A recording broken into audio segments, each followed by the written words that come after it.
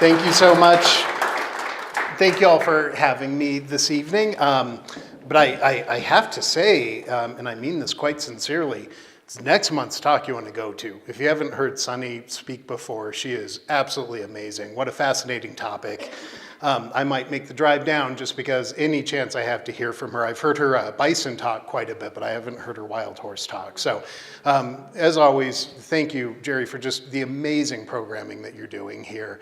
I'm a huge fan of this organization, and so whenever Jerry asks if I'll come up and speak, it's always a yes, because I just really appreciate the work that's happening up here, and I just always just love the drive up here. Even if there's road construction, it's still a great drive. I do have to say, too, I'm not very good at following the rules or instructions. So Jerry introduced this as I'm going to be speaking about Dominguez and Escalante. And that's true-ish to a point, but I got a little bored with just that. And then I'm like, well, if you're going to tell this, then you have to tell that. And then you have to tell that after that, and then that after that. There's always a twist with that. Exactly. So with that in mind, yes, we'll talk some Dominguez Escalante, but I kind of started getting into a more comprehensive dive of some of the early exploration of Western Colorado. And I especially wanted to have it focus on the Delta area, because to me, Delta, Colorado, especially after working on this presentation, especially after working on this talk, I think it has to be one of the most pivotal places in all of Colorado history, especially the early history.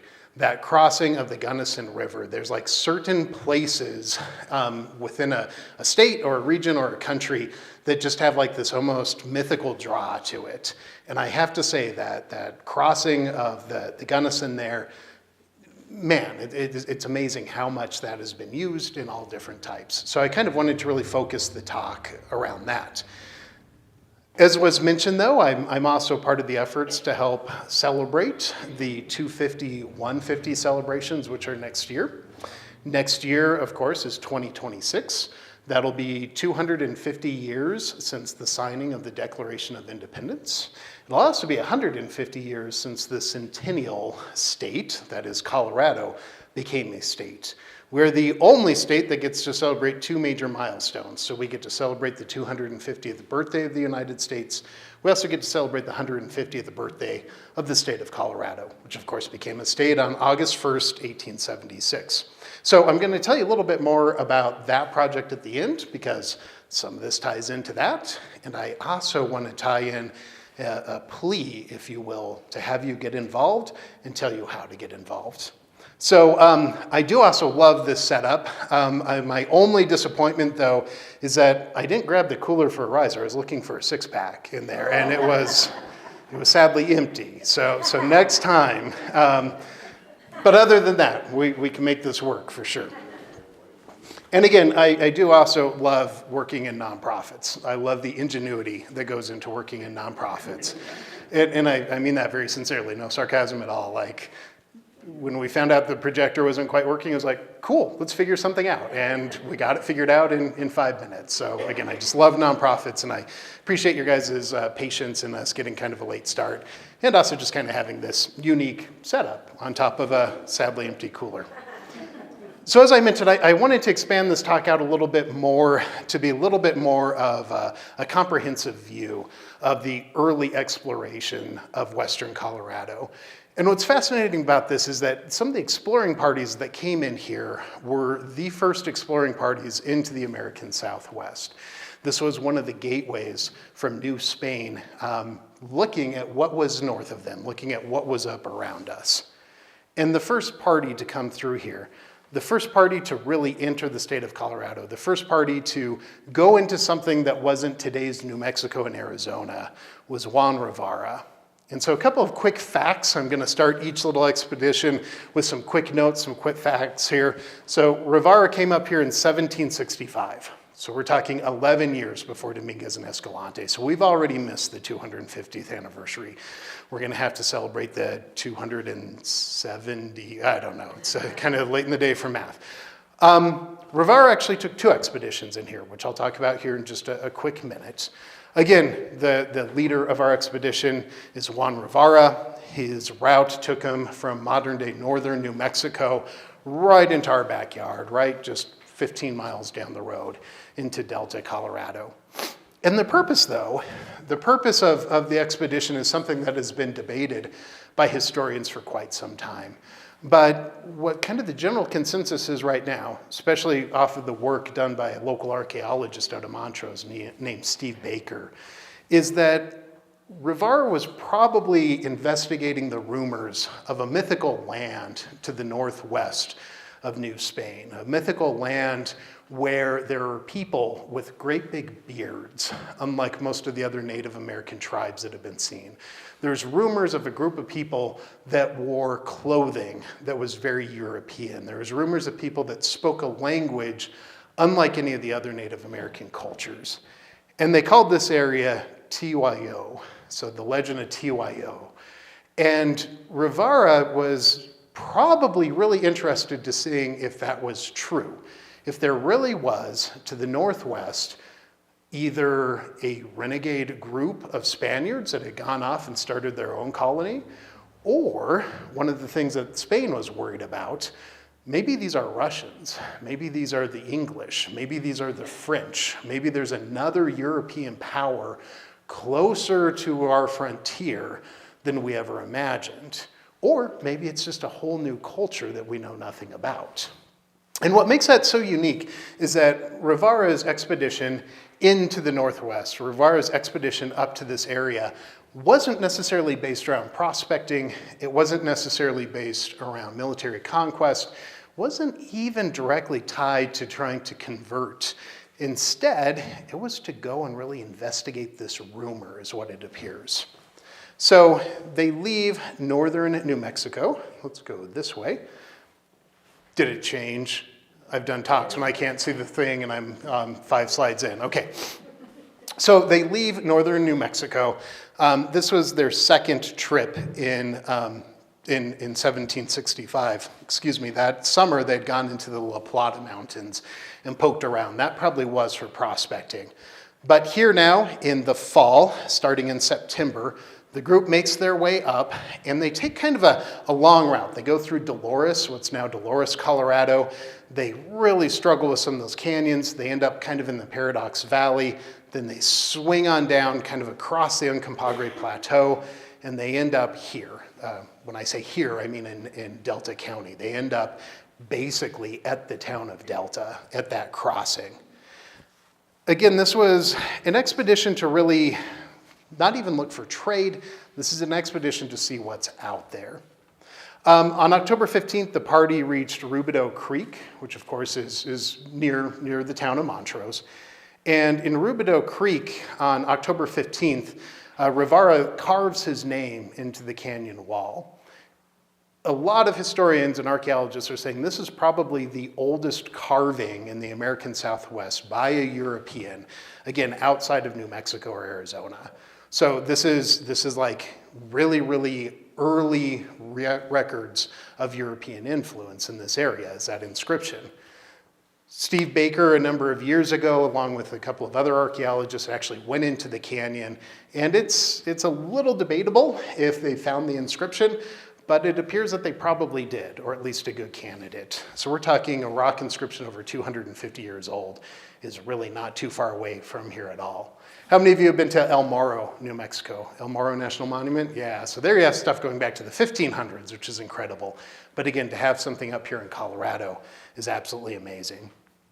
On the afternoon of the 15th, Rivera's guide tells them that they're not far away from the river that they're really looking for, the river that they called the Tizon. And the idea is that this mythical place that they're looking for, this place of rumor, this place of mystery is just on the other side of the Tizon. And so the guide basically says, hey, if we book it from here, we could make it there this afternoon. And so we're fortunate that we do have the diary of Rivera, and it's very detailed. And so a lot of this talk today, I'm going to kind of flip back and forth between just speaking in a narrative and then actually telling you straight from the diary. So this is what Rivera writes on October 15th. After watering the horses, the guide told us that we should climb to the top of a hill that was on the other side of the streamlet, and we would see the Rio Grande de Tizon that we were searching for, where there was a lot of pasture and firewood that we should go there since it was near. We did this, traveling about 1.5 leagues. We slept on its banks in a beautiful meadow. So on the afternoon of October 15th, the same day that he makes an inscription, they travel about 10, 15 miles to the north, and they end up on what's now the Gunnison River. When they get there, Rivera is ecstatic. He thinks, this is it. This is the river that we've been looking for. These lands that I want to explore are just on the other side. I just have to cross this river, and I'm into the unknown. This is where I really want to be. But as he's looking around, he's going, this is a large river, but it's not like the river that I want. And so he starts to question his guide. He starts to question his Ute guide, basically said, is this really the largest river? Is this the river that everything drains into? Is this the river that we've heard of for so long?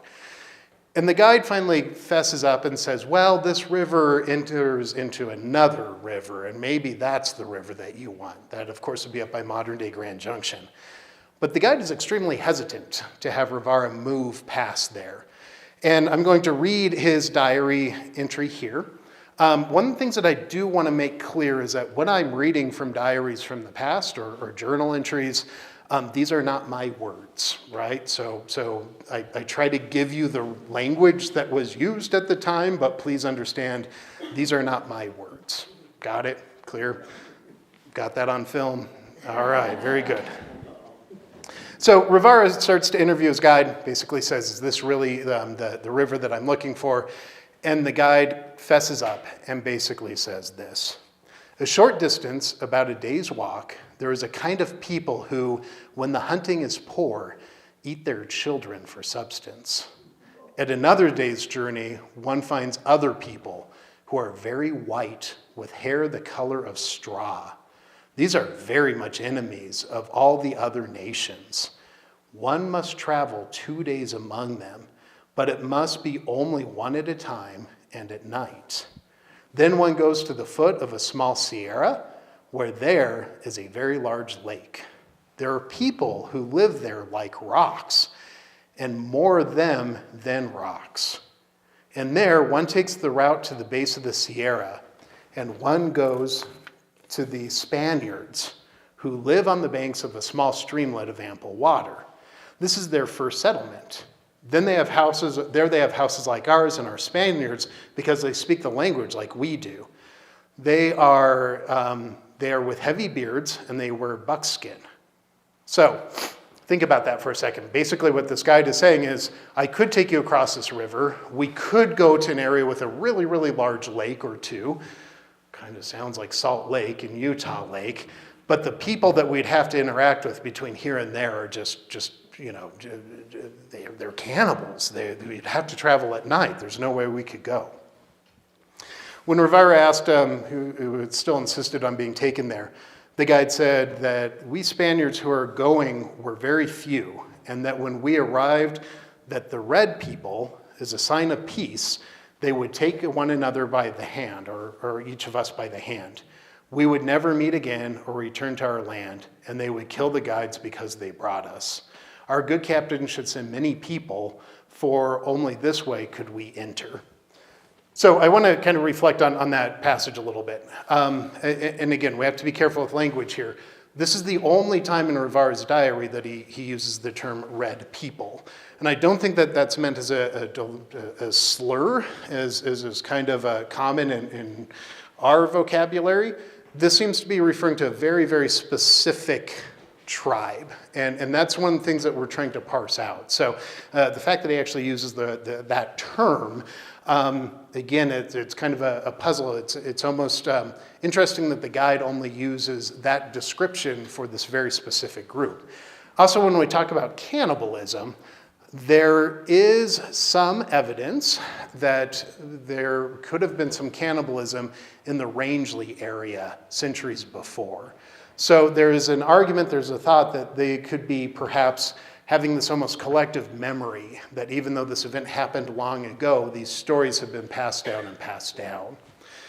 They also talk about how they would take you by the hand, and that wasn't meant as a greeting, that was meant as a, hey, it's nice to meet you. And then the Spaniards and the rest of the party and the guides would have been killed after. At least that was the worry of the guide. So the guide basically refuses to take them across the river. Rivera is a little upset. On October 16th, he sends 2 young men to explore the Grand Mesa. They'd been seeing the Grand Mesa for quite some time, and it just made a lot of sense to actually go and actually scout out over the Grand Mesa. So we do know that 2 young men went up there. What route they took to get to the top of the Grand Mesa, we don't know. But I wouldn't be surprised if they went up north to Canna Creek. I also wouldn't be too surprised if they came up Surface Creek, right? There was a number of different routes they could have taken. So I think it's within the realm of possibility that perhaps part of Rivera's crew maybe came closer to Cedar Edge than we realize. On the afternoon, the 17th, the party from the Grand Mesa returns. They brought with them 5 other Utes. The Rivera sits down with his interpreter and his guide, and those other Utes basically validate the story of the guide, saying, do not travel past that river. Yes, there's a larger river up ahead, but if you cross that river, you're really not going to be in good shape. You have far too small of a party. Rivera, though, is very brave or stubborn, depending on how you want to look at it, and Rivera wants to continue on. Rivera wants to continue going in that direction, even in the face of danger. He took a look at his stock, he took a look at his animals, and realized that they were in pretty poor shape. And after evaluating the situation, on October 20th, he decides that the prudent thing to do would be to turn back around, as much as he wanted to push north and actually find the real river to zone. When he left, though, he writes in his diary, I left on the meadow of the great Rio del Tezon on a cottonwood sapling as a sign, a large cross with a long live Jesus at the top, and my name and the date at the bottom, so that our arrival there may be verified at any time. So I'm sure many of you have heard about Rivera carving into a tree right there at the banks of the Gunnison. Nobody has found that tree. Now, that would be quite old for cottonwood to be around today. But again, that is one of, I think, the most pivotal moments in Western Colorado history, is Rivera coming this far north, Rivera still wanting to continue, and still wanting to know what was out there. Rivera did make many encounters with different cultures. His diary is quite extensive. Again, you can find his diary, you can read it. The best book that you can possibly get is Steve Baker's book, which is Juan Rivera's Colorado, 1765. It is an excellent account. He goes almost step by step of how Rivera went both north and how he came back down. Again, it was his lifetime work. You can learn more about some of the language that was used. You can learn more about some of the theories about what Rivera was looking for. It is an absolutely fascinating read. So huge thank you to Steve Baker for, again, his life work in putting all that together. So 11 years then pass, and word of Rivera gets back to Spain, and eventually this need to want to go and explore, this need to go back, takes us to the Dominguez and Escalante expedition. And why I wanted to start with Rivera is because Rivera's diaries were heavily used by Dominguez and Escalante in that beginning stretch. We know that they had those diaries with them, and we know this because they make reference back to them. So Dominguez and Escalante, perhaps one of the most famous Spanish exploring parties in the American Southwest. It's pretty easy to remember when they leave Santa Fe. They leave Santa Fe in July of 1776. So as the Spanish are coming and looking and exploring north, we have the fight for independence starting on the East Coast, and we are still going to unknown lands here. We say that the expedition would happen in 1776. They actually get back to Santa Fe on like January 2nd, 1777. But for the most part, all of this takes place in 1776. The leaders are 2 Franciscan priests, Dominguez and Escalante. The route that they're going to take will take them through western Colorado, again, largely following Juan Rivera's route, eventually into Utah, and then back into northern Arizona and New Mexico. It's a very circular route because it wasn't quite the expedition that they were hoping to do. Their purpose was to find an overland route from Santa Fe, New Mexico to Monterey, California. So at this point, the best interest for Spain is going to be to link those 2 communities together. And Dominguez and Escalante get enlisted for this expedition. This is a kind of contemporary map showing modern day places of where they went. Again, you can see they start in Santa Fe, they go north, they cross the San Juan River, they go into modern-day Durango, make their way through the La Platas. You can see that route kind of follows Rivera's route as he did moving up. They kind of bypass Montrose, but they come right to Delta. They pass right at that exact same spot. And then they make a very pivotal turn. So we'll finish the route and then we'll go back to that. Basically, a decision is made to go around the Grand Mesa, to go around the east side of the Grand Mesa. And from there, they then travel in a northwest direction to Rangeley. They cross the Green River and at modern-day Jensen. They end up near Vernal, and they end up at Utah Lake. And it was there that they start having some difficulties. They start turning into a southern direction, a southwest direction to actually get to Monterey. They knew they were too far north. And by the time they get down to about St. George, it's obvious that they don't have what they need to continue, that the weather's turning against them. So then they'd make the very dangerous trip back to northern Arizona. But here in western Colorado, here's the map from the expedition that's often credited with it. It is a beautiful map. I'm sure many of you have seen it. It is not at all to scale. Place names are really hard to find and to understand, but it is a fascinating map to pore through. But when Dominguez and Escalante leave, again, we know that they're following Rivera's route. We know that they're relying heavily on that. On October 26th, they camp at what's now the Ute Indian Museum in Montrose. There's a nice little spring there, and so we know that they camped at that spring. And they have just this commanding view of the Grand Mesa to the north. And they write, "We come upon the banks of the," and I don't have it listed out here for you, but basically it's a spelling of the Uncompahgre, which means red lake. Because near its source, there's a spring of red-colored water, hot and ill-tasting. What's interesting is they spell Uncompahgre, A-N-C-A-P-A-G-A-R-I, so more like an Ancompahgre. But basically, so if somebody asks you what Uncompahgre means, at least Dominguez and Escalante say that their guide says that it means red-colored rock. It's also hot and ill-tasting. So some people say that Uncompahgre means like a hot spring in a red rock. From there, though, they write that as they're reflecting on their journey, as they're looking north to the Grand Mesa, as they've talked about going across the Uncompahgre Plateau like Rivera did, they talk about how the Uncompahgre Plateau, which we have finished crossing, runs toward the north. It must be about 30 leagues in length, and where we cross over at 8 or 10 in width. It abounds with good pasturage and is very moist and has good lands for farming without irrigation. It abundantly produces pinyon, ponderosa pine, spruce, scrub oak, various kinds of wild fruit, and flax in some places. On it, deer and roe and other animals breed. In certain chicken fowl, the size and shape of the common domestic ones are found. Their flesh is very tasty. How many of you are outdoor people? Anyone have an idea what animal he's referring to there? Yeah, grouse is my guess too. And that was like an honest question. Like grouse came to mind for me. I've never tried grouse, so I don't know if it's very tasty. It's very tasty? There you go. So I think that kind of confirms it. I love hearing. Then they say here, so at the Ute Indian Museum, is a meadow of good land for farming with the help of irrigation. And again, like I love the ties. It's almost forecasting early history, right? Like this is the first idea of the Gunnison Tunnel to move water into Montrose, right? Like we can say it's Dominguez and Escalante's idea. It must be 3 leagues in size. There is all the rest needed for establishing a good settlement on it. They continue north though, so basically following Highway 50, today's Highway 50. And on August 27th, they camp just north of present-day Olathe.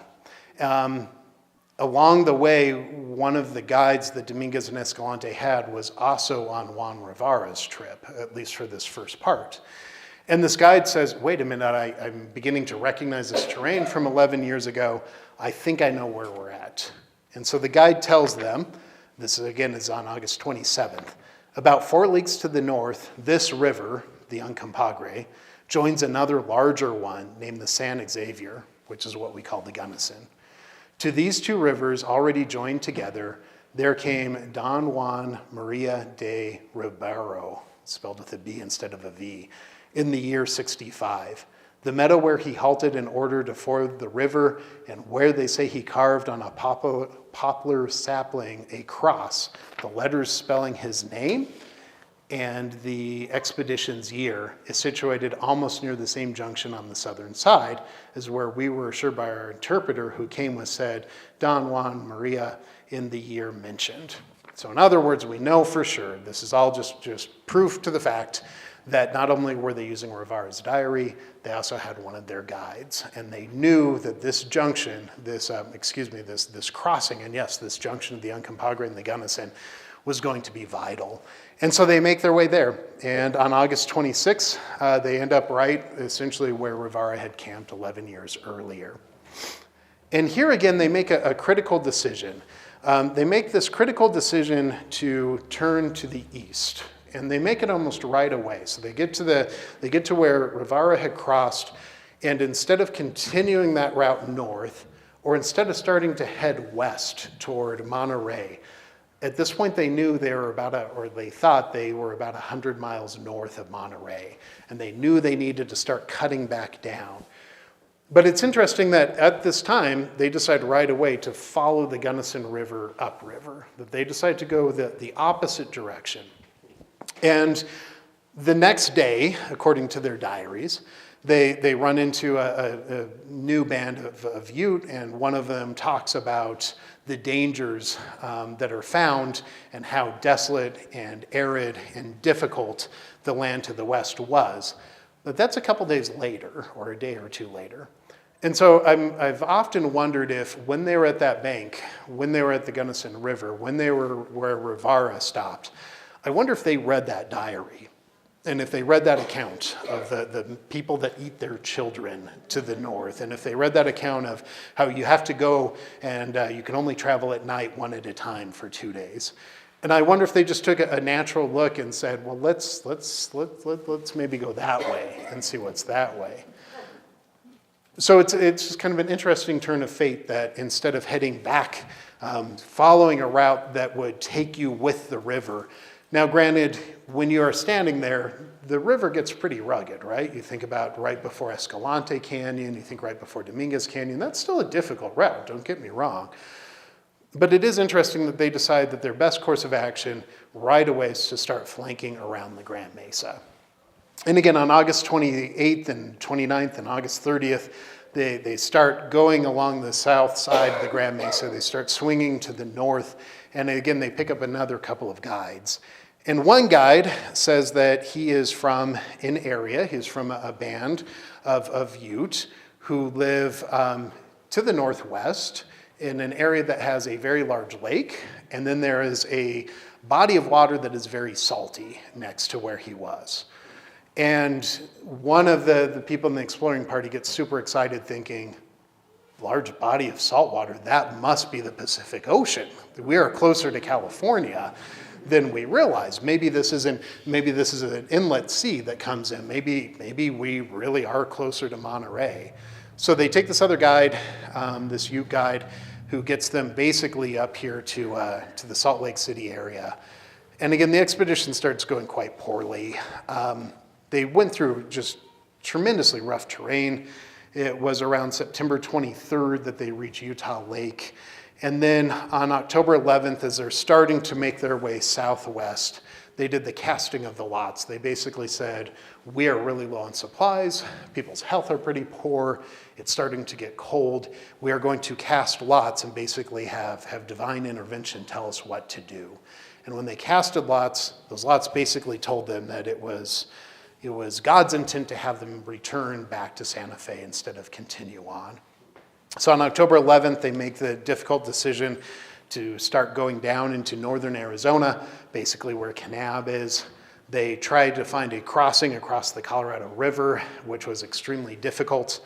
Finally, right near modern-day Lee's Ferry, they find a good way across. Some places you'll see it called the Crossing of the Fathers. So they get back onto that southern bank of the Colorado River, then they make their way into northern New Mexico. They have to put up with snow, they have to put up with lack of supplies, they have to put up with just about everything that could go wrong. They finally find their way to another couple of Spanish outposts, and then they arrive in Zuni, New Mexico on December 24th, where they basically rest up before they make the journey back into Santa Fe, Albuquerque, then Santa Fe. At the time, it was almost considered a failure, or almost considered of little note, right? They never made it to Monterey. They never got where they were trying to go. They took this weird circular route. When you actually look at a map, they didn't really, as a straight line, get a whole bunch closer to Monterey than what they started. But history tells us another story. History tells us this is an extremely valuable and extremely vital exploration party. And what it really did is it really helped us understand the different cultures that lived up here. Rivera did an excellent job starting to do that and started to really understand the people, started to do a lot of trade with the various Native American groups that were here. Dominguez and Escalante really do a concerted effort to do even more of that. And plus, it also helped map this huge area. It helped map western Colorado. So for better or for worse, going around the Grand Mesa opened up a lot of new topography. Going clear into Rangeley and then over to Jensen and Vernal and then across the Uintas and to Utah Lake, and then coming down on the other side of central Utah into Scipio and down on what's now I-15. I mean, these are vital places for us even today. These are natural travel corridors. So looking back, we don't really think of this as a failure anymore. We think of it as different objectives achieved, but new understanding, new information. There is one of my favorite legacies, and also a sad story, is near the Crossing of the Fathers, there's a bit of rock art was found. Paso por aquí, so passed by here, and then it says 1776. There is, or was, I should say, a fair amount of controversy on if this is authentic. Several universities out of New Mexico have actually gone to the site and studied it and believed it to actually be from the Fathers, so at the Crossing of the Fathers. But then you can see that in 1994, Rob came. And Rob, good old Rob, carved his name right over this inscription from 1776. So while we believe it's authentic, we also have Rob out there. Yeah, thank you, Rob, and Kathy. Yeah, we can't let Kathy get off easy either, right? I use this image a lot to talk about not only rock images, but also efforts being undertaken for preservation. So this panel, they are doing extensive work on trying to restore it to what it was originally. But it is also kind of sad that we had this just beautiful piece of history that just takes a second to be covered up, literally just a second, and it's gone. So that's not quite the end of our story, though, because Dominguez and Escalante, that's a fun story, but let's talk about after that, too, right? So I wanted to set up that Rivera is kind of the first trailblazer for this part of Colorado. Dominguez and Escalante certainly traveled through this area, certainly stopped right there in modern-day Delta, and then came across here through Hotchkiss and up over the Grand Mesa. But let's also talk about what that then leads to in the future. So another interesting party that traveled through here was Marcus Whitman. So Marcus Whitman was a missionary. He went to Walla Walla, Washington. One of my favorite things to say in a talk is Walla Walla, Washington. And he established a mission. This is in the 1830s. And so he's one of the first major missionary efforts in the Pacific Northwest. And in the winter of 1842 into 1843, he makes a trip back east. So he decides he needs to get from the Pacific Northwest to Washington, D.C. And why he did that and the legacy behind that is a bit muddled and a bit controversial, but we'll get to that here in a second. But Whitman's trip actually does come right through this area as well. So in 1828, Fort Uncompahgre is started by Anton Roubideau. That's a whole nother talk. So we're going to kind of gloss over that. We're going to say that Dominguez and Escalante passed through, and then in 1828, 50 years later, Fort Uncompahgre started. But then shortly after that, we know that Whitman passes right through that area. We know that Whitman, on his trip back to the east, passes through Fort Uncompahgre, and we know that he finds a guide there to help lead him on to Taos. And when he gets to this area, again, it's the winter, it's a terrible time to try to cross the Continental Divide. Whitman continues on, and he leaves what's now Fort Uncompahgre, he leaves Delta, he starts making his way across the Gunnison, and he gets trapped by a snowstorm. The guide that he has goes back, says that he can't take them. Whitman goes back for another guide, and then that guide takes him on to basically modern-day Gunnison, Colorado, and then down to Taos. What happened, though, in that little stretch in between here and modern-day Gunnison is one of the most famous parts of Whitman's trip back east in the winter of '42. And I'm going to read to you from the diary of somebody that was with him. So they write, they write, after arriving at Fort Uinta, so that's actually in Utah, after arriving in Fort Uinta and making some purchases for our trip, we took on a new guide and started for Fort Uncompahgre, situated on the water of Grand River, what we now call the Gunnison, in the Spanish country. Here, our stay was very short. We took a new guide and started for Taos. After being out some 4 or 5 days, we encountered a terrible snowstorm, which forced us to seek shelter in a deep ravine, where we remained snowed in for 4 days, at which time the storm had somewhat abated, and we attempted to make our way out upon the highlands. I'm guessing when they say the highlands, I'm guessing this is help me out here, Highway 50 pass, the big pass on Highway 50. No. Suro Summit. Thank you.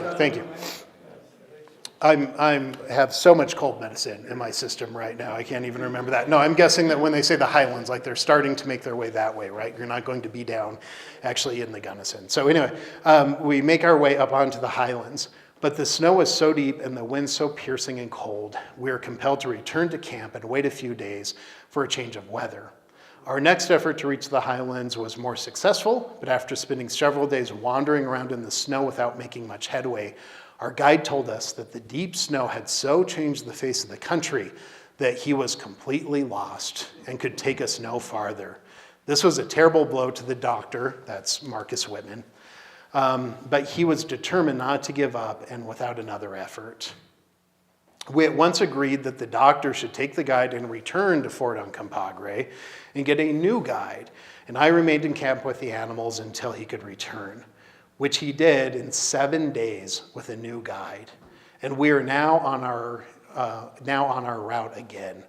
Nothing of much importance occurred, but hard and slow travel through deep snow until we reached the Grand River again, which was frozen on either side about 1/3 across. Although so intensely cold, the current was so very rapid. About 1/3 of the river in the center was not frozen.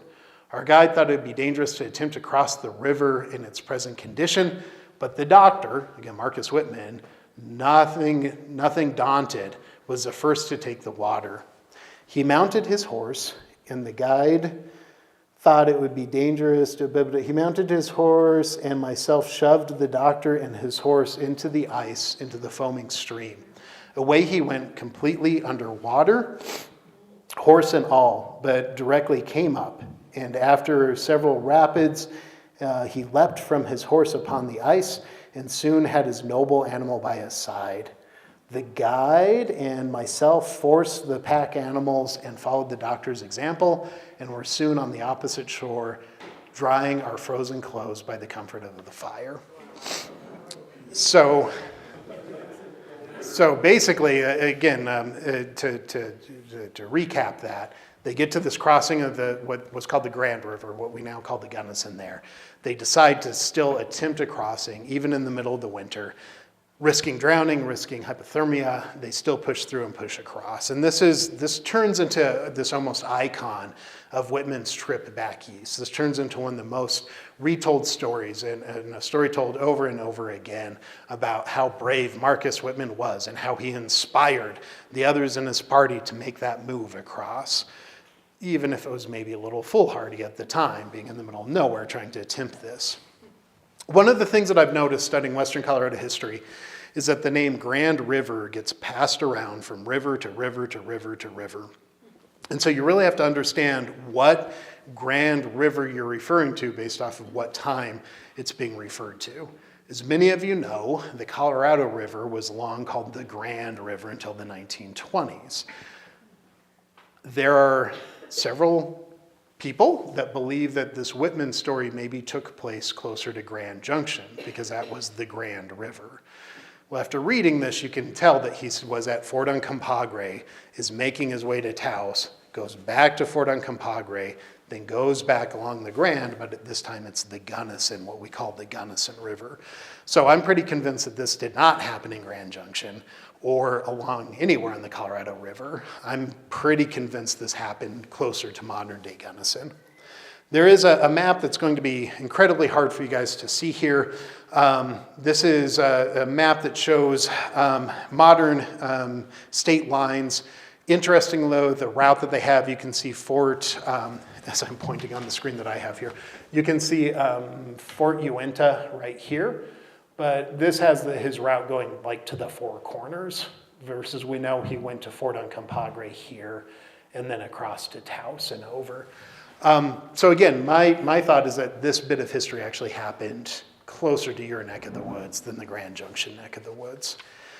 Marcus Whitman, again, he's doing this trip because he hears that the missions are ordered to be closed, because he's starting to feel pressure about the United States maybe leaving the Pacific Northwest. And so Whitman makes this dangerous trip in the middle of the winter to try to get back to the East Coast, to one, convince his church to continue going, two, to help convince federal authorities to keep investment and keep this idea of going to the Pacific Northwest alive. And then he's really revered for almost opening up the Oregon Trail because of this, that his trip back, to go back from the East Coast was kind of this pathway that he not only did it the first time he went out to Walla Walla, but then on the second time he's laying down the foundation for the Oregon Trail. That's a very romanticized view of Marcus Whitman. Historians are kind of beginning to rethink what Whitman did, who Whitman was, if he was really that vital in the opening of the Pacific Northwest. At this time, when I say this time around the early 1900s, we kind of really need our heroes in the American West. And Whitman was seen as this upstanding hero. Today, history is a little mixed on Whitman and his legacy. If we are going to get into the history of the Northwest, we could dive into that a little bit more. But there's a natural tie for places like Sons of the American Revolution and Daughters of the American Revolution to want to claim some sort of a tie to Marcus Whitman. And so when you drive into Grand Junction, when you go over the 5th Street Bridge, when you cross the Colorado River, and you go over the viaduct of the railroad tracks, off to your left is Whitman Park. And in 1911, that park was dedicated by the Daughters of the American Revolution to Marcus Whitman because of his famous crossing of the Grand River. I'm just not sure they had the right Grand River in mind when they did it. But that's not all. That area, that central place, that almost magnetic place of that crossing of the Gunnison was also used by Captain John William Gunnison. In 1853, Captain Gunnison goes on an expedition to find a railroad route between the 38th and the 39th parallel. He leaves St. Louis, Missouri, starts making his way west. It's pretty smooth sailing until he reaches the Rocky Mountains. Basically makes his way over Cochito Pass and then finds his way into western Colorado. But there it turned quite difficult. Gunnison has the first written accounts that we have of actually studying the Black Canyon of the Gunnison. Again, it wouldn't surprise me if Dominguez and Escalante actually peered down into the Black Canyon, or at least close to. It wouldn't surprise me if that's where Marcus Whitman got stranded as well, as maybe just on the outskirts, and was probably looking down into parts of the canyon, realizing that he's not going to be able to get around. But here we have a story of Gunnison coming the opposite direction. So Gunnison's coming from the east. He's working his way across this parallel. Here's Kansas. He makes his way through Cochito Pass, goes around the Black Canyon, realizes that's going to be a very difficult place to place a train, but he still soldiers on, and he makes his way into western Colorado. He then, on September 7th, 1853, comes to modern-day Delta. And he writes on September 7th, "We crossed the point of land lying between the Uncompahgre and Grand Rivers, reaching the latter of Rubidoux' old trading fort, now entirely fallen to ruins. The river is much larger than where we left it a week ago, and its water here has a greenish shade, where it was prior, colorless. The Uncompahgre, however, is remarkable for this color and its water, and for the pea-green moss 2 or 3 inches long covering the stones in its bed, even where the stream is shallow and very rapid. A mile below the fort," so a mile below the fort would be a mile downstream, "we crossed the river at an excellent ford, the bottom being a mile in width and covered in an abundance of grass. The canyon in which we had been so many days passing around terminates several miles above the junction of the Uncompahgre with the Grand River, where the latter receives a large amount of water from the Elk Mountains, known as Smith's Fork."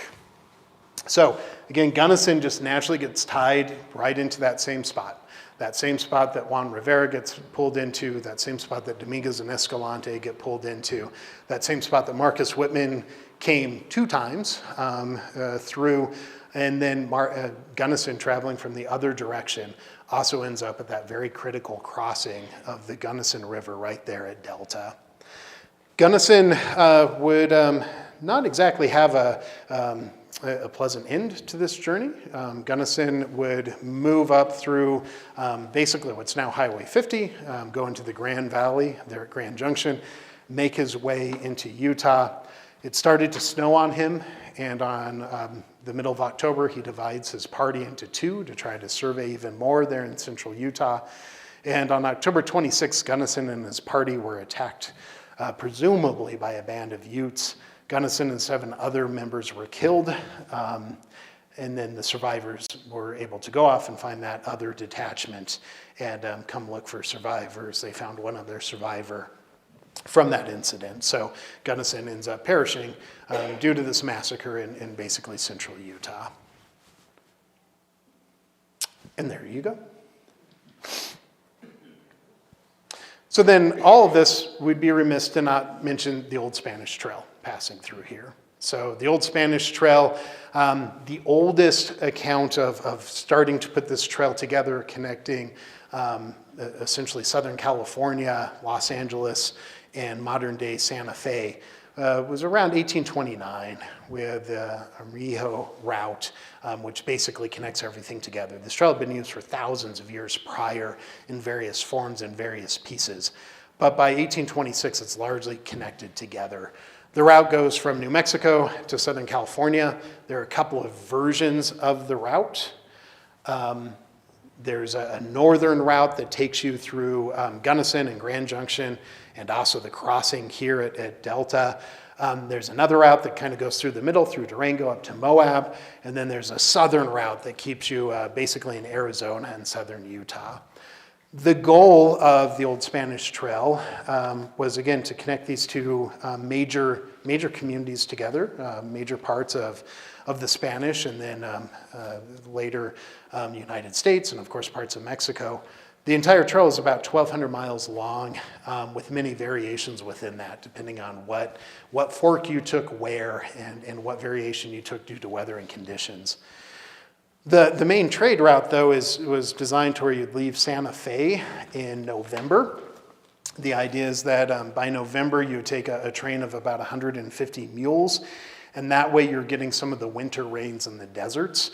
You're going across the Mojave, you're going through modern day Las Vegas, you're going through some pretty rough places. And if you timed it right, you might actually have a better chance of having the occasional rain or maybe even a snow. And with that, you'd arrive in you'd arrive in Los Angeles in early February. So it'd take you from November to February to make that journey. Santa Fe to the Los Angeles area, you're primarily taking wool and textiles, which Santa Fe has an abundance of, and then Los Angeles can to use for even more trade. When you're in Los Angeles, traditionally you would leave back for Santa Fe in April, and then that way you'd have some spring runoff, but not too much spring runoff. You don't want to get into flash floods. But then that way you're going to have a little bit of spring runoff. You're still going to be able to find the route across the deserts and make your way back to Santa Fe. And in Los Angeles, the traditional cargo was lots of mules, lots of horses, which Santa Fe desperately needed. So then you would have hundreds of mules and horses making the route back. So textiles going one way, horses and mules going the other way, and just this constant flow of trade back and forth. Now, the legacy behind this, the legacy behind kind of almost all that we talked about today, and there's your little sketch. When you lay down a modern highway map, I'm sure all of you have done this or have thought about this, all the routes that we talked about, everything from Rivera in 1765 all the way to Dominguez and Escalante, including their route far north, Gunnison's expedition, even Whitman's trip, we can basically line up modern day highways and roads over. So these are natural corridors. And just as we use these as natural corridors today, they were natural corridors thousands of years before.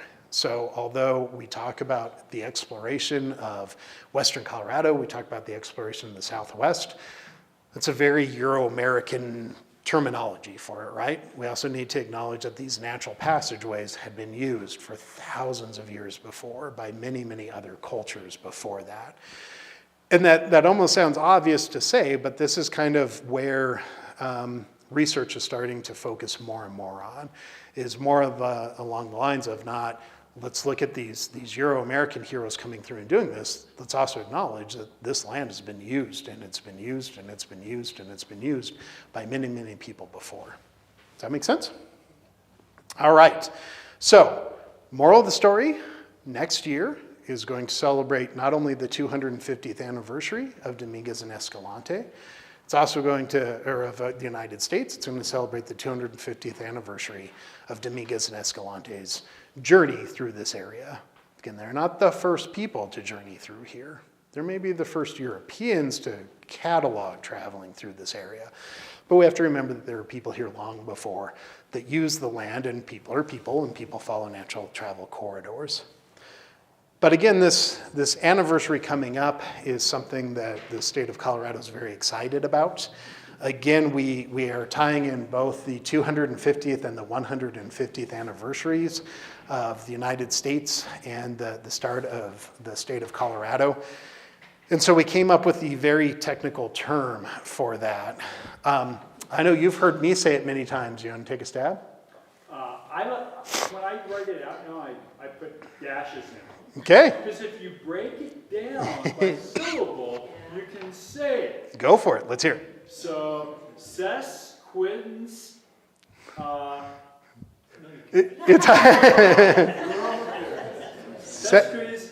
Sesquisemiquincentennial. Yeah, it's semiquincentennial. Dash. I know. Yeah, I'm the same way. I have to dash it too. So again, we're actually having fun with this name, right? It's kind of a fun name. Sesquisemiquincentennial. So that is our celebration of both the 250 and the 150. And this is actually a big state initiative. This is something that the state of Colorado really wants to emphasize. This is actually being supported by a bill that passed the Colorado House and Senate and was signed by the governor. And the idea is that we want to get different communities across Colorado to really celebrate who they are and to really reflect on the 150 years of Colorado history, or at least of Colorado statehood, and then also put that in context of 250 years of the United States. I'm not going to judge by looks, but how many of you out here were here for the bicentennial of the United States? Yeah, very good. Yeah, quite a fair number. That was a huge celebration, right? 200 years as a nation. We also, looking back 50 years, recognize that maybe we didn't do everything how we would do it today. So maybe we want to really take some lessons from the bicentennial and apply those now, and really make sure that we're capturing every story, and that we're really giving a voice to the entire region, not just really tall ships sailing in harbors, right? Let's actually have this be the story of who we are. So the state made a commission that's appointed by the governor. The commission comes up with really, really big statewide ideas and is working on promotion. Then within that, we have advisory panels. And so we are out here in the Southwest, in the mountains and mesas region, which is a massive region. And they originally were only going to have 9 advisory members for the 9 tourism districts, and that is way too big. The mountains to mesas region goes from Grand Junction to New Mexico, from Utah essentially to the Divide. And it's like, there's no way one person can help those celebrations. So we've broken it down even more. And so one of the things that I'm doing is I'm really trying to promote Mesa County, and with the help of my friend here, Delta County as well, and really make sure that people in these communities in Mesa County and Delta County know that this is happening, know that they can be a part of it, know that they're encouraged to be a part of it. And so that's one of our little pleas here for you. Some of the big state signature initiatives, there's some really fun ones like drone shows that are going to go around the country. 1776 was known for big fireworks shows. Well, it's a whole new century, so drone shows are really big, and they're going to have these go to a number of communities across the state. I don't know how many of you have seen a modern day drone show. They really are amazing what they can do. So they've already started working on that on a state level. There's new license plates out. Maybe you guys have seen those going around. There's 2 different ones celebrating this occasion. So if you have to get your car renewed or a new license plate, make sure to look for one of the semi-sesquicentennial license plates. You like that? Again, that's even with cold medicine. That was like the most on it I've been all night, yeah. It is on the license plate, actually, yeah. Another favorite activity of mine is they're going to have somebody, well, they're going to have different parties climb all of Colorado's 14ers on the same day. So there's going to be one day in 2026 where there's going to be somebody, or parties, I should say, on the peak of all of our 54 14ers. So there's a lot of fun stuff coming up. But a couple of the things that I really want to emphasize for like ways that every community can be involved is, if you're like me, you enjoy driving down the road, and when you see that sign that says like roadside marker ahead or historic marker ahead, I just like pull across 3 lanes of traffic to check it out. And I would say probably half the time when I get there, the panel's gone, or the information on the panel is now kind of gibberish, right? It's either vandalized, or we look at it and we're like, you know, our view of history has kind of changed, or research shows that maybe that didn't happen, like Marcus Whitman crossing the Colorado River.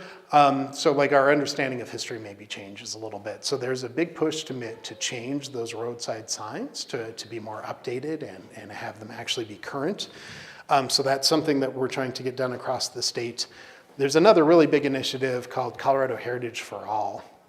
Fewer than 4% of sites listed on Colorado State Register of Historic Places tell stories of underrepresented populations.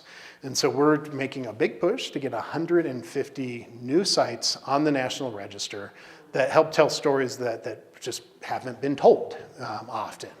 One of my favorite examples, now I'm gonna have my Mesa County bias on here, but one of my favorite examples is, if you're familiar with Grand Junction, there's Canyon View Park next to I-70. There's a number of soccer fields and baseball fields. There is also a Basque handball court there.